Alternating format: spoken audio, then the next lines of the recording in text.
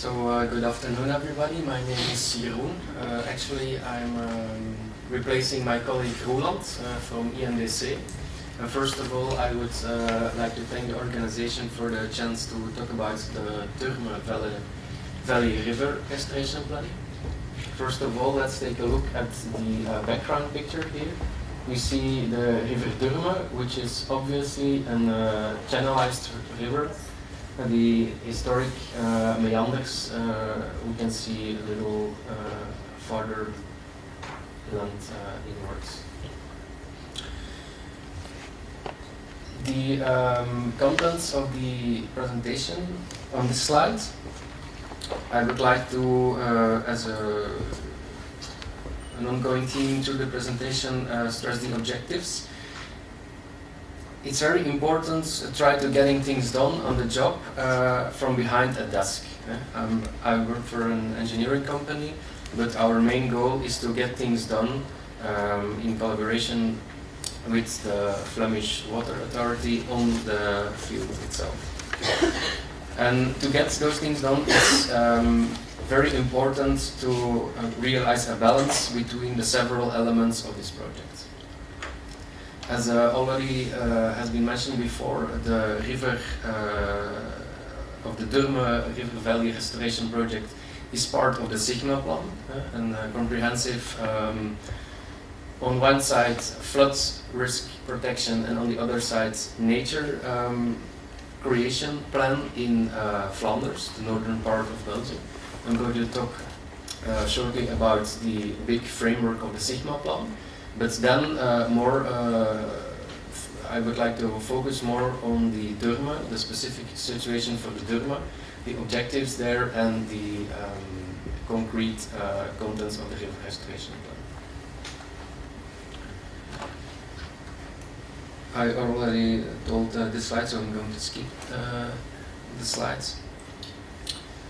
So we are in the northern part of Belgium, Flanders, between Antwerp in the north of Flanders, Brussels, you all know, here in the center of Belgium, and then another big city in Flanders, Ghent. And the river Scheldt, or more exactly the tidal part of the river Scheldt, extends about 100 or 150 kilometers inwards, land inwards. That's a very unique situation that we have 100 kilometers away from the estuary or the downstream part still tidal influence. The river Turme, where I'm going to focus on in a few moments, is situated here. But just to give an idea about the big framework of the Sigma Plan, which, if I'm correct, is already mentioned in previous conferences, originated from the 1970s. The Netherlands developed the delta works after the big floodings of the 1950s. In Flanders, in the 1970s, there were also important floodings with big damage. And then, very interesting, in 2005, the original Sigma Plan was updated on several points. To give one example, the climate change was integrated in the original Sigma Plan, and on that way adapted. If all goes well, the complete Sigma Plan with all colored project areas on this slide should be completed in 2030. The main components of the Sigma Plan are, on one side, elevation of dikes with a total length of about 500 kilometers. It's clearly for the protection against floodings. Another element in the flood protection is the construction of flood control areas, and it's on a specific method the Flemish government uses. They construct an overflow dike along the river Scheldt or the sea Scheldt, from, for example, with a length of, for example, 2 kilometers per controlled flooding area, where the river can, in a lateral way, fill the controlled flooding area, and the backland is then protected by a ring dike around the area. Another important component about the Sigma plan, and that's very interesting that those two components are combined here, is the nature component. And the nature component of the Sigma plan fills in a total surface of around 5,000 hectares of combined tidal and non-tidal nature area as on its part, and part of the total of around 100,000 hectares of Natura 2000 area that has to be consolidated in Flanders. Back to the Sigma plan, here a picture of the existing in dark green and the future tidal and non-tidal areas part of the Sigma plan. And here in red the river Durme is depicted, and you can see few Sigma plan project areas along the river Durme. Enough about the framework of the Sigma plan, let's focus on the river Durme itself. I want to talk about the river restoration plan for the river Durme. That's not exactly a part of the Sigma plan, but it does prepare the river Durme to be able to construct the Sigma plan for the river Durme. What's the problem with the river Durme? Well, the situation which I mentioned on the basis of the tidal picture, it's a tidal river, but between dikes. And then very specific, it's dammed at its upstream or its upstream part today by a dam. Historically, the Durme catchment was stretched more upwards. The reason for this damming was protection of city and the area more upstream. As a result of that damming, the complete downstream part of River Durme silted up. And then due to the presence of historic industrial activity in the immediate neighborhood of the watercourse, the sediment was polluted. The next effect after a sedimented River Durme was a change of the tidal regime. And I can even go further with the negative effects. A very big loss of tidal marshes. Then I'm not even talking about the mudflats. Those were completely gone, but the tidal marshes here depicted in the orange areas, the level of those tidal marshes kept on rising, and when the level is above a certain critical level, then they are not valuable anymore. Another problem, those are the yellow areas. When there was maintenance dredging, when there were maintenance dredging works carried out, there was no better idea to place the disposals on top of the already too high tidal marshes. As an effect of the tidal marshes who were too high, the polders and the areas next to the river Durme could not drain on a gravitational way, so the complete sideway area is pumped into the river Durme. That's clearly also a negative effect. And then the last effect is the reduction of the discharge capacity by a decreased wet section of the watercourse. So a slide full of problems with the river Durme. What is the solution? And that is the core of the river Durme restoration plan. A new cross section here depicted in red, and the existing section of bathymetry is the blue line for the river Durme.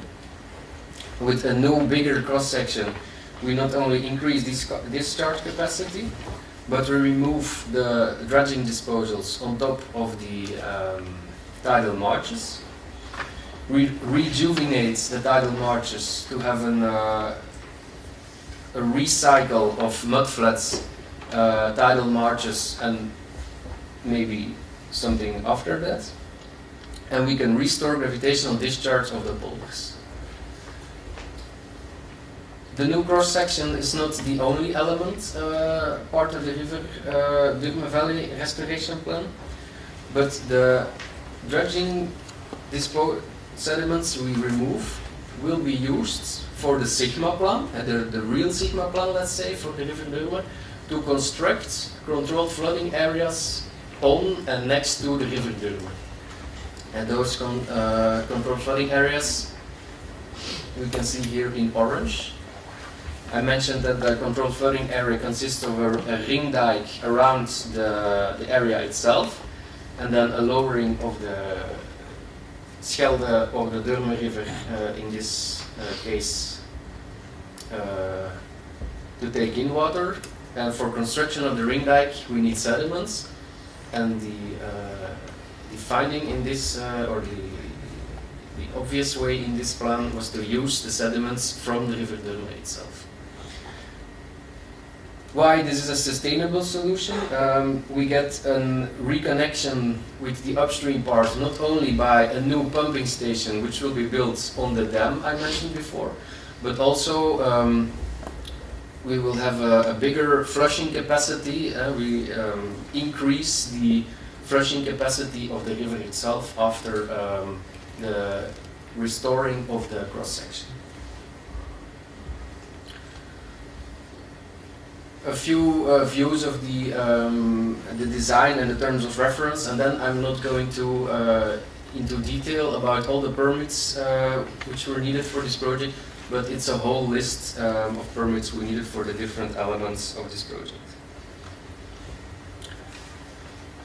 Then some experiences. Very important is a very important advice I could share with you is take your stakeholders serious. In every project part of the Sigma plan, every stakeholder is involved from the beginning of the draw-up of the plans, even during construction. The municipalities and the polders are very reluctant to the Sigma plan itself because they lose area, or they lose area to the Sigma plan for the installation of the controlled flooding areas. But for the river restoration plan of the river Durme, they were less reluctant because we restored gravitational discharge. We avoid nuisance by sand transport by roads. We could transport all sand by the motorway. Here you can see a view from the bridge of the cutter section dredger, who is dredging the mud flats and the tidal marshes in the river Durme, and then it pumps the sediments to a sand stock. On the other side, on the part of nature, we have to accept the temporal loss of those tidal marshes, more specific in the upstream part, to be able to realize the Sigma plan. This is the next to the last slides, the colors. The total project area has a length of about 20 kilometers. The colors depict the degree of pollution of the sediment. And you can see we have a problem in the orange and red areas, more specific with the parameter zinc. It was here a problem because the blue area here, that is a part of the real Sigma plan of the river Durme, has to be filled to become a wetland, and now it has a water depth that's too high to be valuable nature. And the most obvious way was to put the sediments in the landfill or the area, but because of the parameter zinc, it took some